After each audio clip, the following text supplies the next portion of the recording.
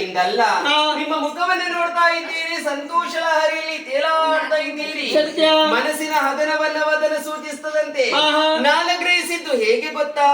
ಯಾವುದಾದರೂ ಚಂದದ ಹೆಣ್ಣು ಮಕ್ಕಳನ್ನ ನೋಡಿಕೊಂಡು ಬಂದಾಗ ಮನಸ್ಸಿನಲ್ಲಿ ಮೆಲುಕು ಹಾಕುತ್ತಾ ನಗಾಡ್ತಾ ಇರುವವರು ನೀವು. ಆವನಾರಿಯ ಮೇಲೆ ಮನವಾಯಿತು ನಿಮಗೆ, ಈ ವಿಧತೆ ನಗಲೇಕೆ? ಕಾರಣ ಏನು ಹೇಳುವುದಾ?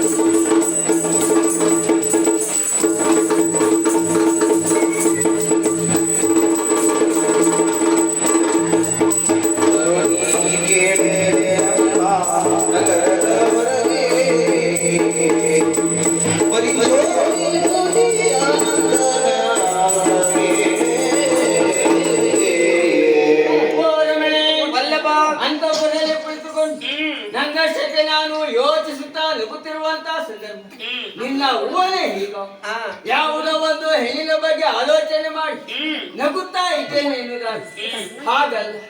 ನಮ್ಮ ನಗರದ ಹೊರಭಾಗದಲ್ಲಿ ಯತಿಯ ವೇಷವನ್ನು ಧರಿಸಿಕೊಂಡು ಆ ಬಿರುವು ಮಳೆಯಲ್ಲಿ ಪಾತ ಕುಳಿತುಕೊಂಡಿದ್ದಾನೆ. ಆತ ಆ ರೀತಿಯಾಗಿ ಕುಳಿತುಕೊಳ್ಳುವ ಉದ್ದೇಶ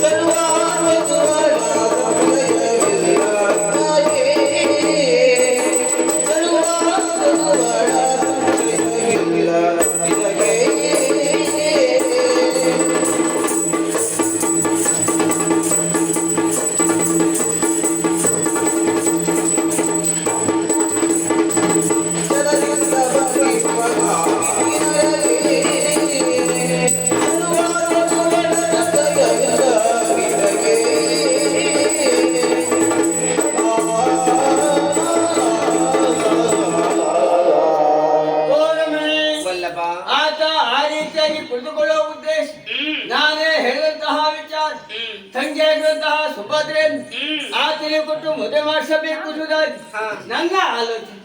ಆದ್ರೆ ನನ್ನಣ್ಣ ಬಲಭದ್ರನ ಆಸೆ ಏನು ಗೊತ್ತಾ?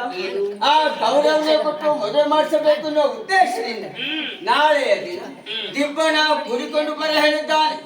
ನನ್ನ ಆಸೆ ಐತೆ ಪ್ರಾರ್ಥನೆ ಕೊಟ್ಟು ಮದುವೆ ಮಾಡಿಸದೆ ಹೌದು ಅಂತ ಅಣ್ಣನ ಆಸೆ ಭಂಗ ಆಗ್ತದೆ. ದಿಬ್ಬನ ಕೂಡಿಕೊಂಡು ಬಂದಿರುವಂತ ಗೌರವನ ಮಾನ ಭಂಗ ಆಗ್ತದೆ. ಈ ಬಗ್ಗೆ ಯೋಚಿಸಿ ನಂಬುತ್ತಾ ಇದ್ದೇನೆ.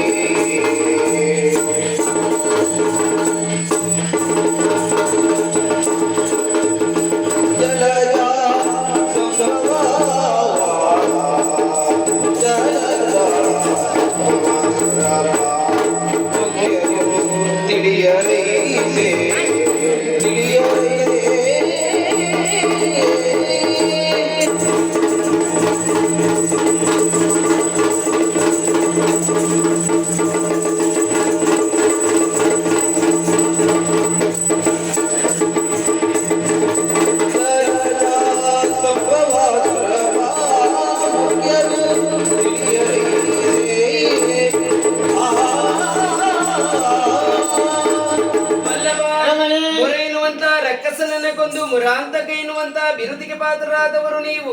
ನೀವೇನು, ನಿಮ್ಮ ಯೋಗ್ಯತೆ ಏನು? ಇಡೀ ಪ್ರಪಂಚವೇ ತಿಳಿದುಕೊಂಡಿದೆ. ಜಲಜ ಸಂಭವ ಸುರಭ ಮುಖ್ಯರು ನಿಮ್ಮ ಯೋಗ್ಯತೆಯನ್ನು ತಿಳಿದುಕೊಂಡಿದ್ದಾರೆ.